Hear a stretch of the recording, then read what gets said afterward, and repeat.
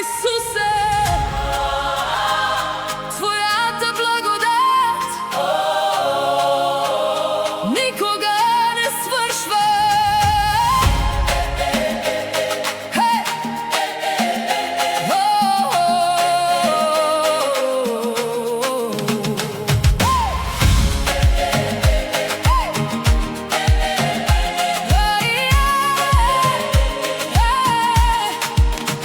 В тъмни дни и страх голям Ти остана верен там. Когато падах в слабостта, Ти ме вдигна с любовта. Светът се тресе ден след ден,